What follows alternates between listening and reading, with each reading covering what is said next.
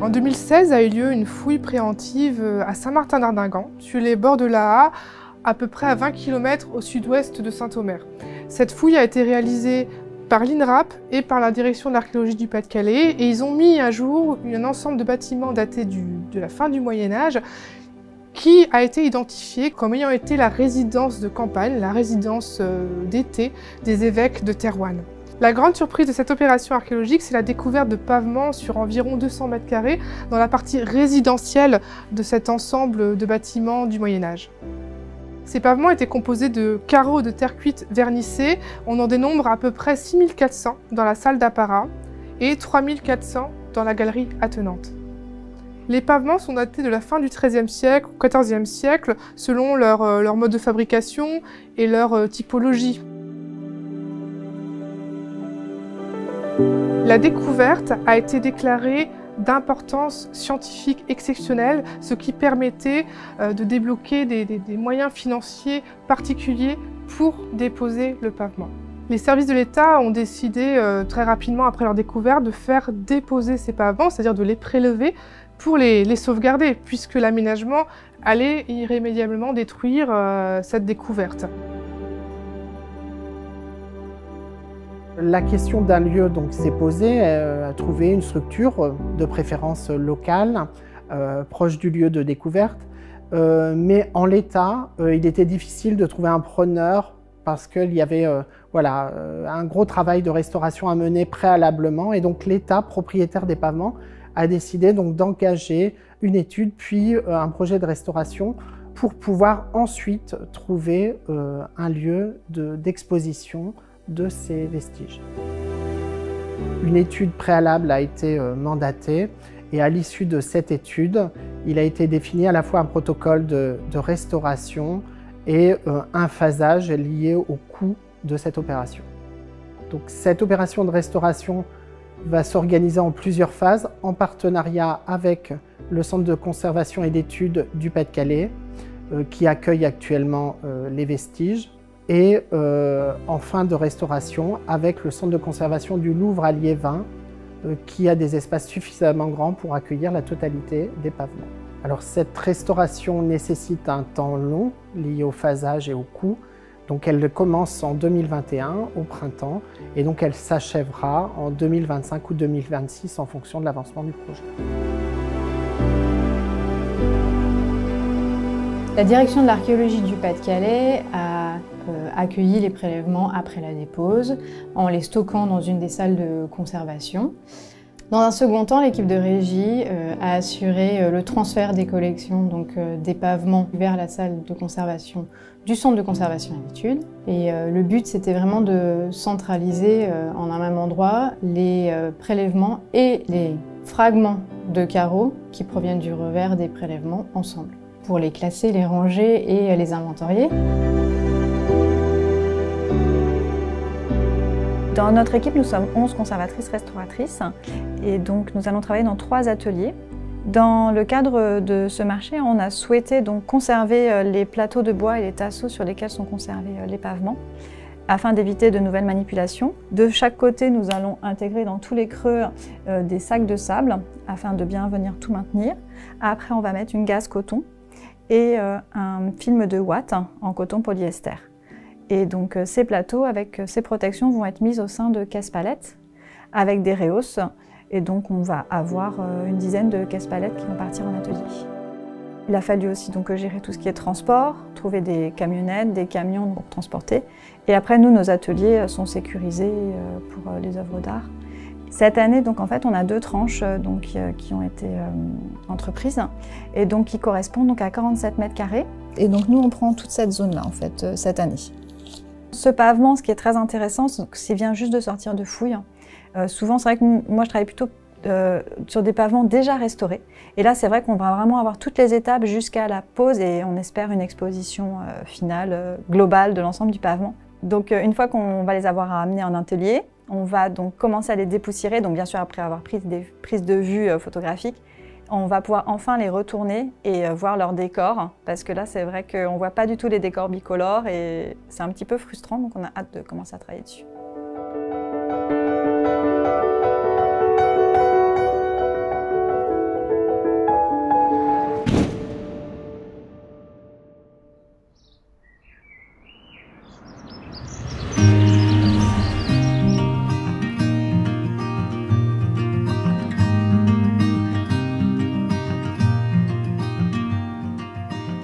Donc, nous sommes dans l'un des 3 ateliers de conservation-restauration qui accueillent les pavements.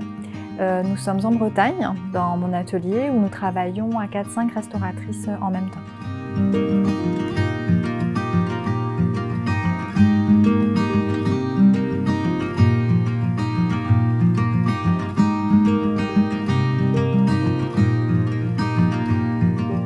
Nous avons là, dans le cadre de ce premier marché, 177 panneaux et nous avons réparti les différents plateaux suivant nos spécialités. Déjà, parce que dans le groupement, nous avons des spécialités de archéologie, céramique archéologique, terre cuite, sculpture. Et nous avons également différents niveaux d'expérience. Nous avons des jeunes et des personnes plus expérimentées. Il a été décidé d'utiliser des matériaux qui sont de toute façon compatibles avec la déontologie de notre métier, mais également avec les matériaux constitutifs du pavement, qui est de la terre cuite. Donc là, ce sont des nettoyages à queue, à base d'eau. Pour les collages, nous utilisons des colles acryliques. Ensuite, pour les comblements, au vu de la texture et de l'état de conservation des pavements, nous sommes dans des matériaux de type plâtre. Et enfin, les retouches seront faites avec des peintures acryliques. Avec la conservatrice, nous avons pas mal de questions à se poser au niveau des comblements et des retouches, car dans le cadre d'un pavement archéologique, on ne va pas reprendre toutes les lacunes et les fissures. Nous voulons garder la dimension archéologique du pavement, mais avoir quand même un rendu esthétique et lisible pour le public. Donc là, on va pouvoir voir toutes les interventions qu'on a déjà réalisées. Donc là, par exemple, un panneau qui vient d'arriver, issu de la dépose. Donc, la première opération de nettoyage, on fait un bain, un trempage dans l'eau tiède. Et après, par nettoyage à la vapeur. Donc voilà des rendus de carreaux nettoyés. On voit bien la fragmentation sur certains. Donc après, on a l'étape du collage. Donc avec encore ici des petits éléments à remettre en place. Et après, moi, mes principales problématiques dont on doit discuter, c'est sur les comblements. Jusqu'où est-ce qu'on va? Et du coup, c'est là que j'ai besoin de ton avis et qu'on discute de ça. Oui, effectivement, on en a discuté, c'est un objet archéologique, il faut à tout prix conserver les traces de vécu de ce pavement, les traces d'usure, les traces liées à l'enfouissement. Donc par exemple, ta proposition ici de ne pas combler lorsqu'on a bien le matériau d'origine au fond, quand on a encore la pâte présente, je suis entièrement d'accord. Par contre, lorsqu'il y a des lacunes plus importantes, il faut vraiment qu'on ait cette impression de redonner la forme au carreau et qu'on ait cette impression générale ensuite de damier qui se recrée. C'est pareil pour les retouches colorées. Moi, ce que je te propose, c'est qu'on ait une retouche colorée sur ces comblements qui reprend la couleur de la glaçure, la couleur du fond du carreau. Et puis lorsque le motif peut être complété, on le fait puisque c'est des décors estampés, donc reproduits en série. Donc on n'invente pas ici.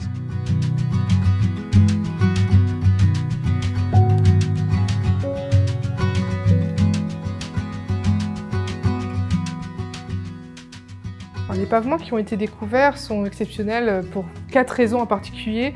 Déjà parce qu'ils ont été retrouvés lors d'une fouille préventive assez récente, donc on a tout le contexte archéologique. On estime que le site a été abandonné grâce aux indices archéologiques à la fin du XVe siècle et au début du XVIe siècle. Donc il faut imaginer que les pavements ont servi à peu près 200 ans. Ensuite, c'est l'ampleur du pavement qui est vraiment très rare. 200 mètres carrés de pavements médiévaux, c'est quasiment inédit. Ensuite, le contexte civil. En effet, on retrouve plus facilement, plus souvent ce type de pavement dans un contexte religieux, que ce soit dans des églises, dans des abbatiales, dans des collégiales, dans des cathédrales. Et enfin, le programme ornemental est vraiment très intéressant. On a d'un côté une galerie avec un jeu de carreaux, de terre cuite, un jeu décoratif avec des décors géométriques. Et de l'autre côté, la salle d'apparat avec un jeu de damier, des carreaux carrés qui ont des couleurs différentes. Et en tout, on dénombre 62 motifs historiés différents sur l'ensemble du site. Par exemple, on retrouve des aigles aux ailes déployées, des poissons, des têtes couronnées, des décors végétaux. Et de manière exceptionnelle, on a retrouvé un motif inédit, une sirène qui joue de la viole.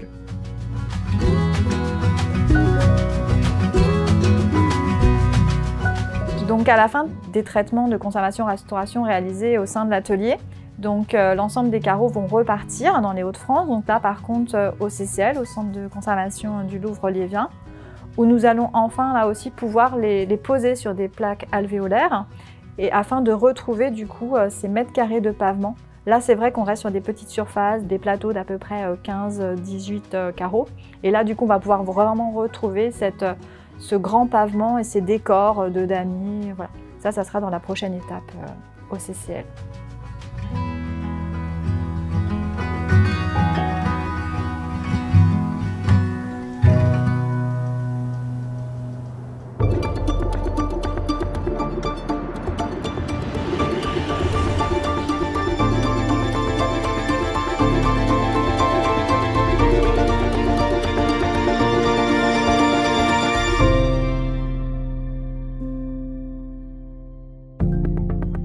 Ici, au Centre de conservation du Louvre, une première phase de restauration s'achève avec l'assemblage des 50 premiers mètres carrés de pavement. Et c'est vraiment un achèvement très intéressant à voir. Ça devient concret qu'on puisse restaurer ce grand ensemble pour un jour pouvoir le présenter au public. Et également, on a pu mettre en place un partenariat avec les équipes du Louvre. Ici, on a pu rencontrer des professionnels de la régie, de la conservation-restauration, et ça a vraiment pu bénéficier pour ce projet de restauration.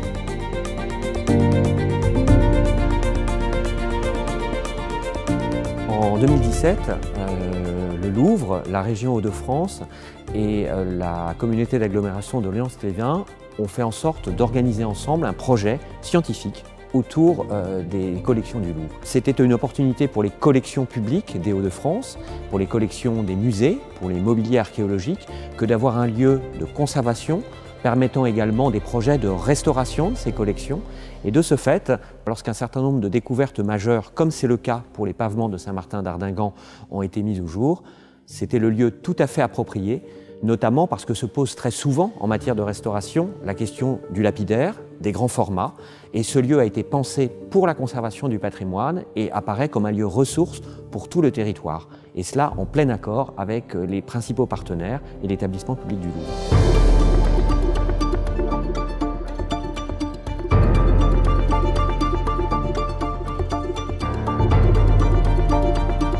Le centre de conservation du Louvre a vocation à être ouvert également aux collections régionales de manière tout à fait spécifique pour des accueils temporaires, le temps de travaux par exemple, mais aussi pour la réalisation, pour l'hébergement d'opérations de conservation, restauration, notamment sur des éléments monumentaux, puisque nous avons la possibilité d'accueillir des restaurations de ce type avec 1700 mètres carrés consacrés à la conservation-restauration.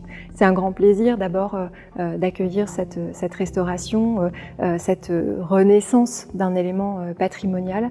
C'est aussi une grande satisfaction pour nous que d'élaborer ce premier pas de partenariat territorial avec l'État et avec les services déconcentrés de l'État. Je crois que c'était essentiel de pouvoir participer à cette redécouverte du pavement d'Ardinghem parce que nos espaces sont finalement les seuls à permettre cette remise à plat dans l'ensemble du pavement et parce que c'était aussi l'occasion pour nous d'avoir un premier temps de valorisation de ce qui se passe chez nous et qui finalement n'est pas accessible au public habituellement.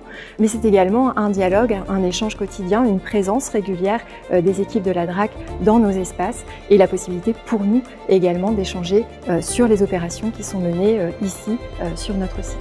La mission des services du ministère de la Culture en région, c'est bien sûr de conserver le patrimoine, d'en assurer la transmission aux générations futures. C'est aussi une mission de valorisation qui vise à faire connaître, à transmettre, faire bénéficier au plus grand nombre la connaissance de ce passé que nous avons en partage. Car le patrimoine, c'est une chaîne qui associe les services de l'État, les collectivités, les propriétaires privés, et c'est cette chaîne patrimoniale qui aboutit au public et à la valorisation qui est possible auprès des publics.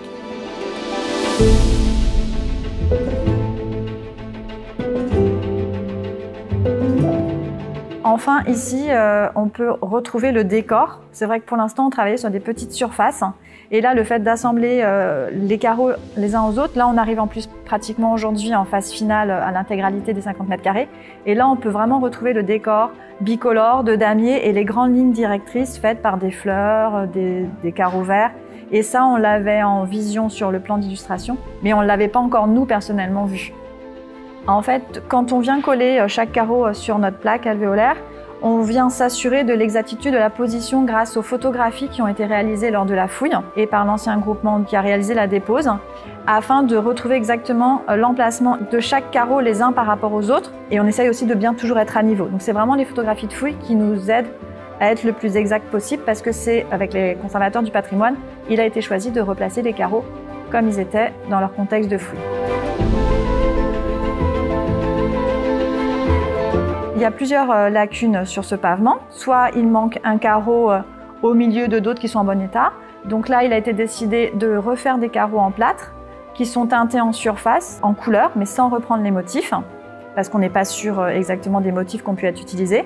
Et après, pour les grandes zones lacunaires, il a été décidé de refaire comme un mortier de la couleur du sable qui était sur fouille. Et donc c'est cette couleur qui a été choisie pour mettre sur les mortiers des grandes zones lacunaires.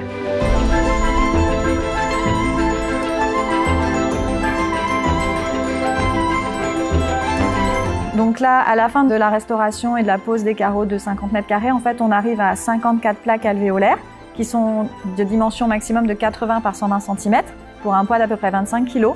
Et donc l'ensemble de ces plaques va être installé verticalement sur des grilles en réserve, posées sur des éléments de maintien. Et chaque plaque sera numérotée et sera installée ici lors de notre prochaine venue.